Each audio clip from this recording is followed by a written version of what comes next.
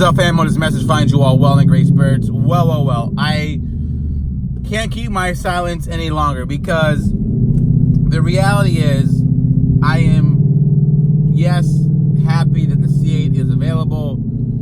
The stats are mind-boggling, but we have to talk about and we have to discuss what is going to be Ford's response to the C8. And what happened was, let's do a little bit of a backtrack. Remember, let's talk about the Venom Kills Demon situation. The Dodge Demon came out to a lot of fanfare, 965 in the quarter, yippee-ki-yay, great car. Of course, that was a little bit of false advertising because that was only with Leah Pritchett doing her deal, because she was kind of more or less an amazing drag racer and a very much of a jockey with her. And no discredit to her, I'm just saying that average Joes like me can't do a 965 in a Demon because she was already in the weight reduction. But I digress. The point of what I'm saying is, when Jim Owens said Venom Kills Demons, all of us Ford guys started waving the flag of the GT500 is going to be a killer. And my curiosity was, why? And I could lose a lot of context at Ford for this, but you know, I just have to make sure I'm still letting you guys know what's coming down the pike so that we have some hope and we have some ability to see what's happening. But why Jim Owens was so excited and enthusiastic when he said Venom Kills Demons, not so long ago, just a year ago, was because the Shelby GT500 was running 9s in the quarter when they were testing it.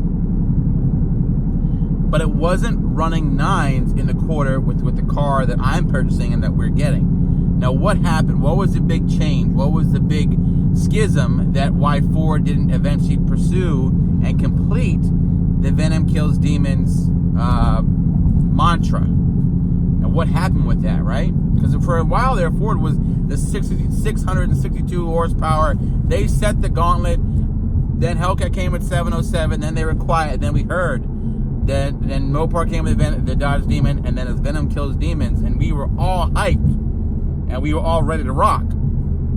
Then it went silent. They backtracked. And now we're here a year plus later. We find out the GT500 is 760 horsepower. People are a little complaining about the torque is low. And that 760 is not impressive enough. It needs to be at least 800 because, of course, now the Demon is no longer made.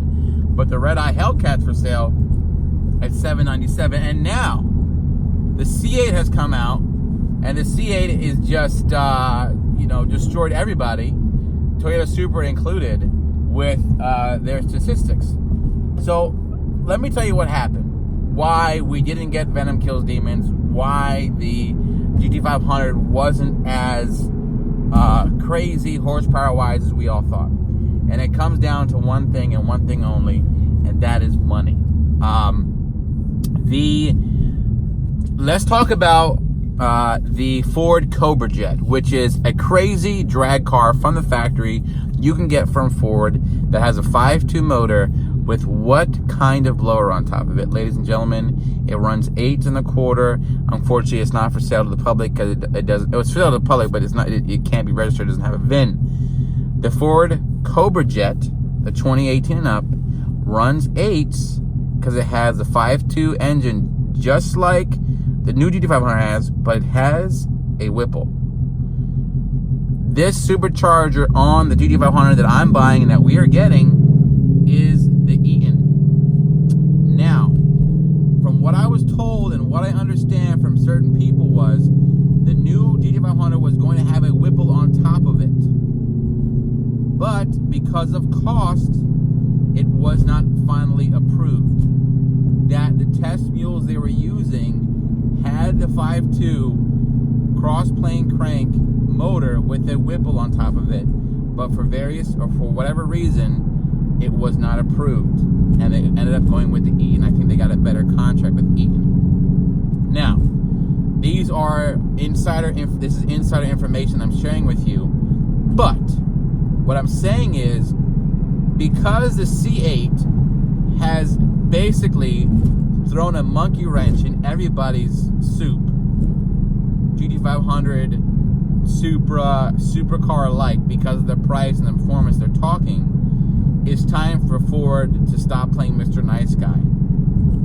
I am going to tell you right now that there's going to be some crazy changes coming down the pike.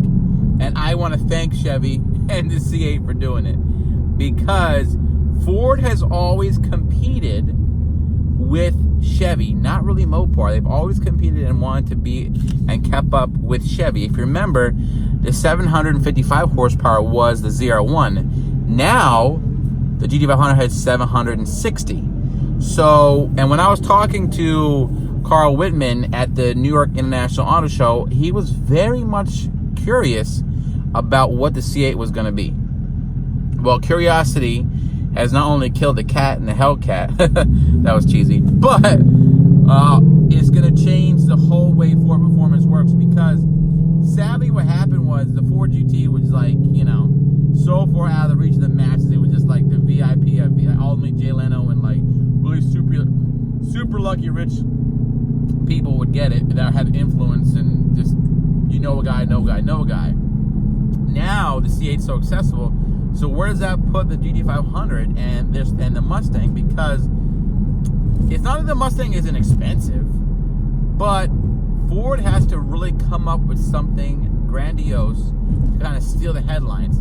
Unfortunately, it's not going to happen anytime soon, because the GT500, as we get it and as we are getting it ourselves, is going to be robust. It's still sub 11 seconds. It's still 760 horsepower. But it doesn't knock your socks off with the price and the way Chevy did it was right. The way Ford did it was kind of like, okay, that's cool. And I'm saying this as a diehard Ford guy who's going to shell out and pay $90,000 plus for his GT500.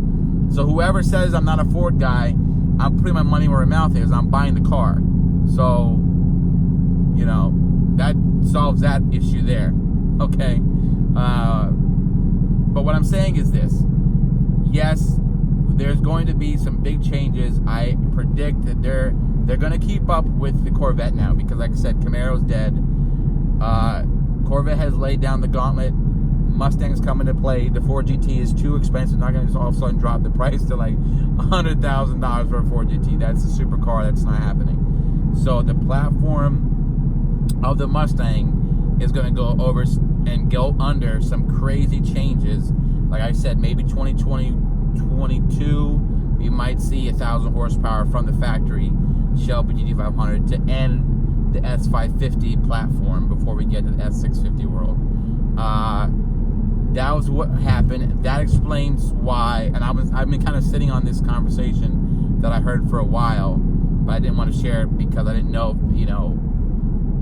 Well, I just didn't share it because I didn't think it was relevant at the time, because I still had to see, we didn't know the horsepower yet of the GT500, and they said 760. So imagine that the Whipple would have done at least 50 to 75 to even 100 more. So 100 horsepower is, you know, 100 horsepower.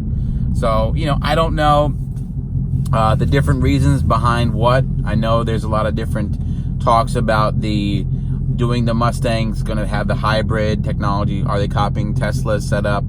You know, we don't know. But I know Ford is not. They're going to answer the C8. They have to.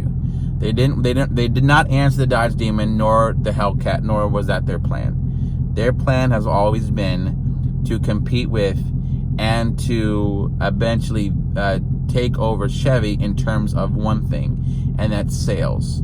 So now that, and the headline just came out that the C8 is now basically sold out.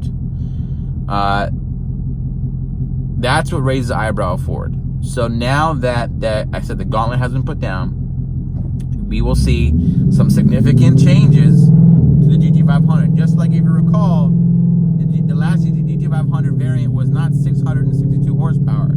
It was in the mid 500s. Then they upped the ante by 100. So Ford likes to repeat history. So we can easily see an 860, 900 horsepower GT500 in the next few years because of what Corvette has done. So that's my story. I'm sticking to it.